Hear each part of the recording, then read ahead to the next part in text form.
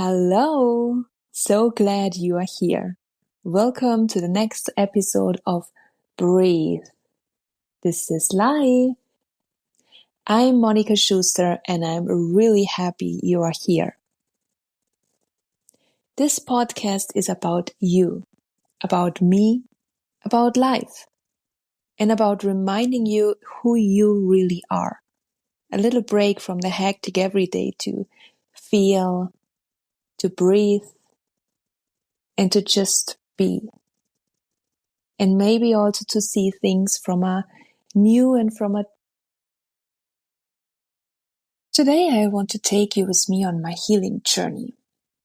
How it all began and how I found my way back onto my path, and how I have learned to navigate my own fear. So there was a moment in my life when everything changed. It was a few years ago and I found myself facing cancer. And well, in that moment, like so many others, my first thought was, why me? Why in the world me? And I remember when I went out from the hospital and I was driving home with a diagnosis in my hand, and I was like, even couldn't remember how I was driving home. But luckily I made it. Somehow I made it without accident. So, but anyhow, I recognized that I was searching for a bigger why, because in my mind I had a huge question mark. It just didn't make sense for me, that because I always thought I was super healthy. I was eating, well, I really was. I was eating well, I was living clean, I was doing all the right things. You know, when you think, you take really good care of yourself. Well, at least I was thinking I did. But, you know, in that moment when you have such a shock event, it literally sits in your entire body. And everything what you know, everything about your life, about your plans, your wishes, your routines, your future, family, friends, everything was, bam, gone for a moment. There was just emptiness in my head. And at the same time, combined with a million thoughts and a million questions, and yet only one question. Why? So it was a very weird feeling, totally weird. But very soon after that, I guess it was on the same day, I remember. It was interesting because I thought, okay, wait a minute. I must have somewhere along the way, I must have lost myself somewhere along the way of my life.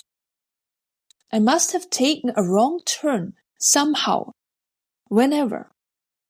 Because otherwise the picture wasn't round for me. How else could suddenly cancer show up? I mean, for me, it didn't make sense. So I wanted to understand the bigger why. And I mean, looking back, of course, I can say, it made sense. Monica, it made sense. But of course, in that moment, you're blind. You can't see it. So from my trainer back then, I remember that she always told me, if I have a client with cancer, try to see it as a friend. So I was trying to kind of see the cancer as a friend, which of course was hard in that moment. But I was asking it, what is it trying to show me? I wanted to understand it. And so in those first 2 days after the diagnosis, I questioned and asked myself 3 important questions. And looking back, those 3 were the most important ones of all. So the first one was, and I remember that so good, it was on the first night, I asked myself, what if I die? And I felt immediately, well, then you die. But it wasn't like giving up, leaving the body, tada, everything is gone. Absolutely no, it was the opposite. it was a feeling of finally I stop fighting against myself. That was such a huge relief. It felt like an entire mountain fell off of my back. Oh, yeah. That was the first moment I finally were able to let go. I mean, actually I thought I knew what it means to letting go, because everybody says, oh, you just need to let go. Oh, you just need to let go. Yeah, of course. It always sounds easy, right? For me, it never was easy.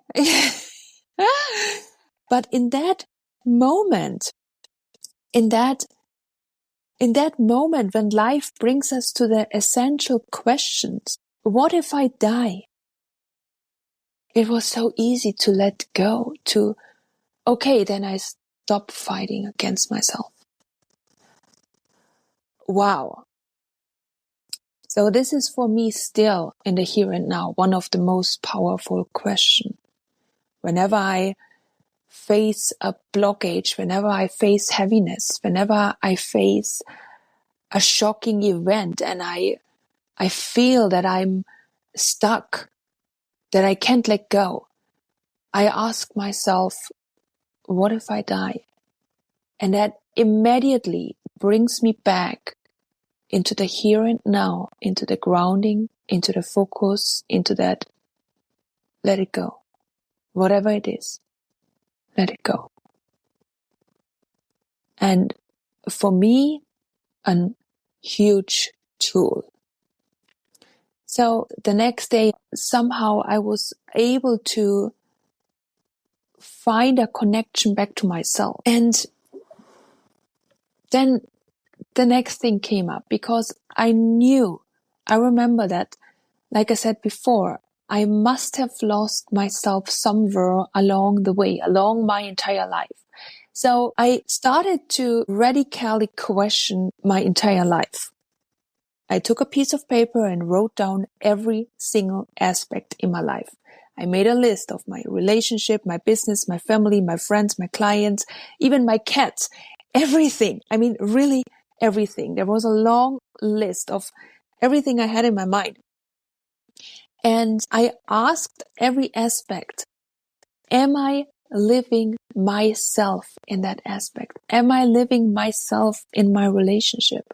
Am I living myself in my business, with my family, with my friends, even with the relationship with my cat? And I realized behind every aspect, I wrote down a no. I'm not living myself in my relationship. I'm not living myself even in my business, with my family, with my friends. That was, wow. That was the next shocking event, because I was like, shit, I am not living myself a single aspect of my life. So, that was quite of painful in that moment. I mean, I didn't truly live myself. I didn't truly see myself. I didn't feel myself anywhere. And I was pleasing everyone around me. I was pleasing my clients. I was pleasing my friends in order that they love me. I was pleasing my clients in order that they will stay. I was pleasing even my cats in the hope that they don't run away. So I was pleasing everyone around me except myself. I had no time or space because I always used to say, oh, whenever this is done and that is done, then I take care of me. Then I will do that for myself. You know, all those good intentions, comma, all those good intentions that somehow really never ever happened. So after the second shock, which was actually kind of a second shock, I was like, holy shit. Where are you actually? I mean, Where in the world are you? So I asked every aspect again. Why did I allow this to happen? And that was a very important one. That was the best ever. Because what I discovered behind almost every part of my life, behind every aspect, there was always the same answers.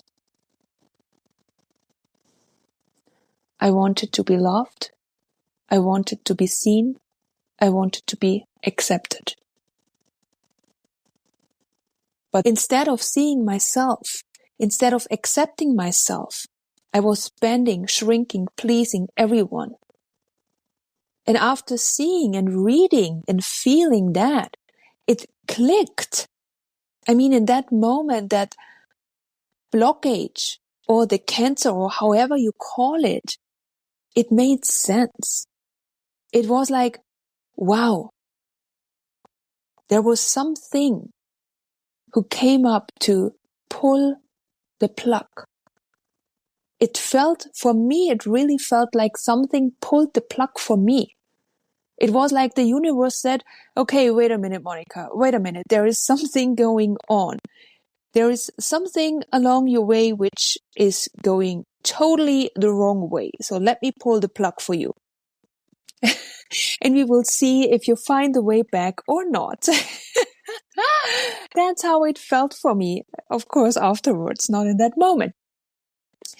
But what I did from that moment on, I stopped calling it my enemy. I start calling it my light sphere. Because I felt that it was guiding me back home.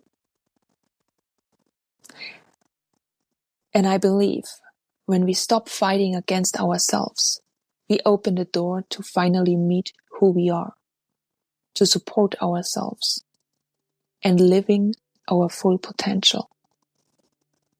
And it doesn't matter if your light sphere shows up as a disease or as an accident, as a burnout, or even an emotional blockage. It doesn't matter. I believe that it can be here to pull your plug, to put you on pause, to breathe, and to find the map to see where you are. Are you still on your own way? On your private road? Or are you somewhere else? Or you might be lost somewhere along the way.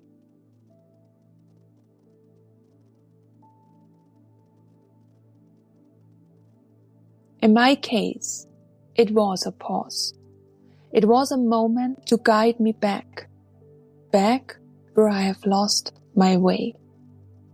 To send me a light, an opportunity to return to myself if I'm aware to it and if I'm ready for it. And I was. So, how about you? Where in your life are you truly living as yourself? I mean, maybe you want to grab a piece of paper and write down your own aspects of your life. Maybe your work, your relationship, or your relationship to yourself, your family, your friendship, or even your small daily routines, or maybe just one single part of your life instead of the entire list. Ask yourself honestly, is there a part of me where I'm not living myself? And why am I allowing this? And here is the cool thing, because very often the answers we write down are the key. Once we see the answers, we hold the key to our own inner feeling, to our own inner healing. When I started to work with my needed, to be loved, to be seen, to be accepted, I took a look behind all that. Why am I in need to be loved, to be seen, to be accepted? I found my inner child behind all that, the little Monica. And I did a walk with my inner child. And just take a second. I just want to let you know, I will talk about the inner child in a different episode because it needs its own space for sure. But I just want to tell you a little bit about that. The essence of seeing my inner child was actually pretty simple because I just gave that part of myself, the inner self, the inner child, the little Monica, I gave her permission to simply be, not to fix, not to judge, not to change, just to be seen. And because deep inside, what I had wanted from everyone around me, it was to be seen, to be loved, to be accepted. That was my list, where I had lost myself. And because of the list, I found the answers and I found the root where it all started. And I can't change my inner child. And I don't want it to change my inner child because it is what it is. But I can go back as my adult self, can meet my inner child where I have lost it and can say, here I am now. And now, from the here and now, we change it. Because now we are in the present and there is only one present moment, the here and now. So I would like to ask you a couple of questions. And maybe you can later put on pause or ask those questions in a quiet moment. Where in your life are you truly living as yourself? So when you look at your list, where in your life are you truly living as yourself? And where not? And when you ask yourself then, why are you allowing this?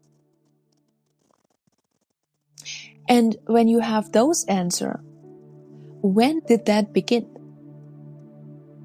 And here is the most important question. Who do you meet at the starting point? Because whoever you meet there, this is the point where the healing starts. Because then you can just pause, breathe, and there is nothing, absolute nothing to do.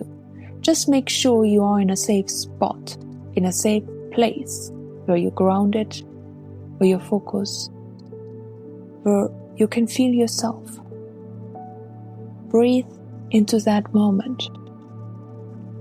Because this moment is all we have, this ever-present moment. So, whoever you meet at the starting point, just pause and breathe. And just notice how you feel. And then go to the second part and where you wrote down, why are you not living as yourself? And what is the answer? What do you need? Maybe you wanted to be loved. Maybe you wanted to be seen.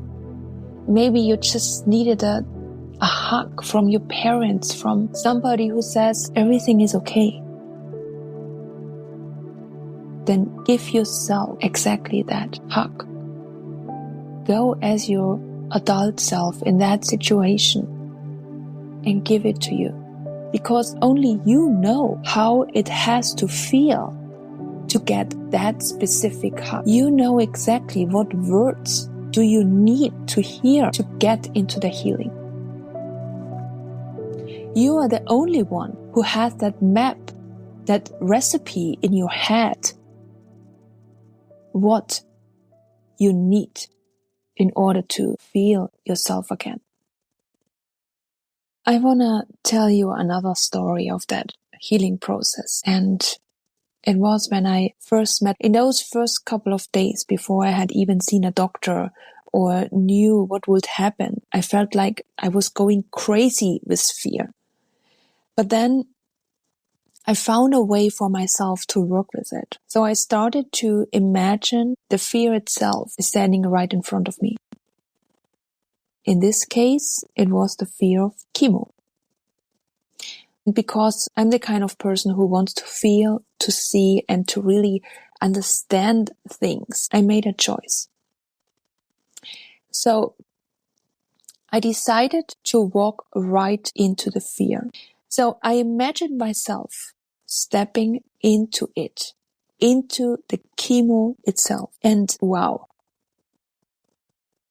here's the surprising part. Instead of darkness, instead of pain, all I saw was light, just light.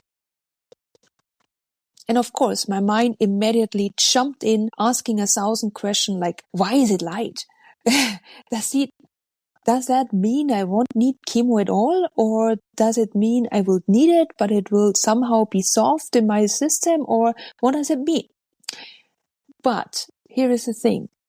In that moment, instead of following the new questions of my mind, I made a decision to not get lost in all those questions. Instead, I just repeated the same process over and over again. I just kept walking into the fear of the chemo. And every time I found light. And at some point, my mind finally became quiet. And that was the important thing for me, not whether I would need chemo or not, but the simple truth that when I stepped into my fear, what I discovered was light. And once my whole system recognized that, something shifted. I could breathe again. I could move forward. And from there, I was able to face the next fear, one by one. Always in this new, open, healing way. So today I know healing begins when we decide to stop hiding, when we stop twisting ourselves out of shape, because only then can all of our parts, our whole self, stand behind us. When we stop fighting against ourselves, we open the door to finally meet who we are, to support ourselves in living our full potential. And when we meet that part of us that needs our deepest attention, we begin to see just how much is truly possible. And that's why we are here, to live our full potential. And I know it takes courage to meet the most vulnerable parts of ourselves, but we have the power to make a new decision at any moment. And the willingness to look at the deeper why is the first big step back to our essence. 3 months later, I was healthy. I had surgery, but no chemo, no radiation. So the light I have seen was real.